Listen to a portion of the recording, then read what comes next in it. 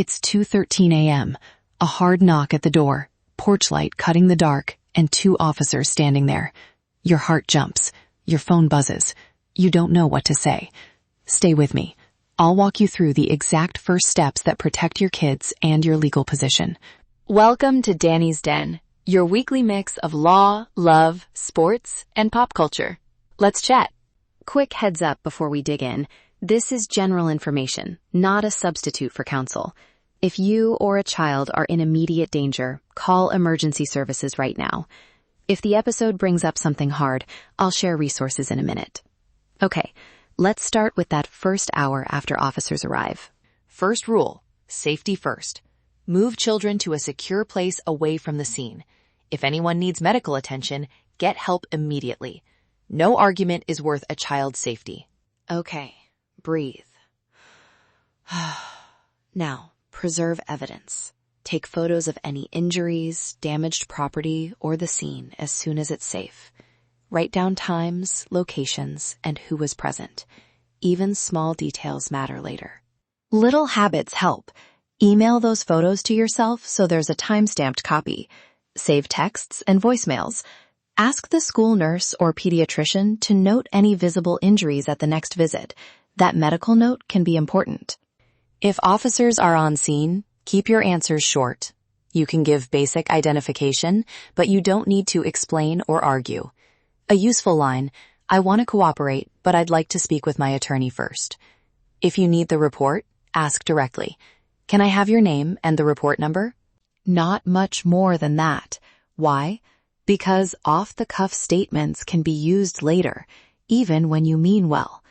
Ask for badge numbers, officer names, and the incident report's reference so you can get copies later. Here's a practical little script you can use when you call someone close. Something happened tonight that may affect custody and safety. I'm handling it and need privacy for now. Short, clear, sets boundaries without oversharing. A brief example that matters. I worked with a parent who took 3 photos, emailed them to herself, and had the school nurse note a bruise the next day. That paper trail made a huge difference when the court asked for a timeline. Small, simple steps win here. Now, the legal bit in plain language. A police report or an arrest doesn't automatically change custody, but courts prioritize child safety, and they can schedule emergency hearings quickly, sometimes within days, to decide temporary arrangements. That's why acting fast with documentation and advice matters.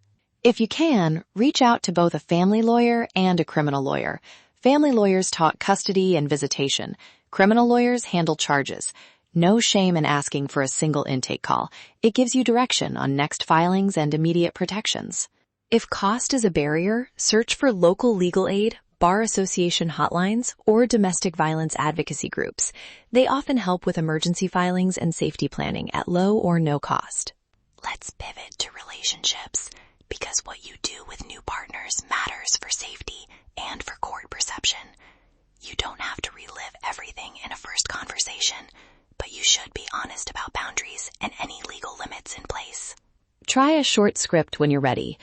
I want to be upfront. Something recent could affect custody and safety. I'm managing it with counsel, and I need clear boundaries around visits and social media. That tells someone enough to take safety seriously without dragging them into your case. Practical online steps. Pause geotagging. Tighten privacy settings, and avoid posting photos that show address details or routines. Not forever, but for now, treat your social media like public court evidence. When introducing a new partner to your child, do the first meetings in public or with trusted family present. Watch your child's cues. If they seem anxious, slow down. And if the other parent raises concerns, take it to counsel or mediation rather than responding on social media. Quick sports moment. Think Eagles and Yankees, teams that don't panic after one bad play. They lock to the fundamentals, secure the ball, trust the routine, and let leadership steady the locker room. When your family faces chaos, borrow that playbook. Small, consistent actions rebuild stability more than dramatic moves. A short trigger note. If anything here brings up trauma, you're not alone. If you or a child are in immediate danger, call emergency services. For domestic violence support, contact your local advocacy group or the National Domestic Violence Hotline online. They can help with safety planning and emergency filings. All right, a very short, actionable checklist you can pin to your phone and say out loud if you need to. 1. If unsafe, move kids first. 2. Take photos now and email them to yourself. 3. Ask officers for names and the report number. 4. Save texts, voicemails, and medical notes. 5. Call for legal intake. Even one call gives you a roadmap. Before I play a quick music moment, picture a 90s R&B chorus that feels like a hug after a long night. Warm, steady, and reminding you can heal. Let those 2 lines sit with you as you think about the first 3 steps you'll take.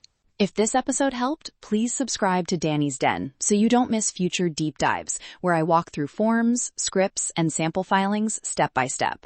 Share this with someone who might need a simple checklist right now. Let's chat.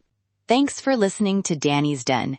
If you have a specific legal issue and want to book a free 30-minute consultation, email me at danielle@thelegalassistantcenter.net or send a direct message. You can also drop a comment below. I read them. Be safe out there.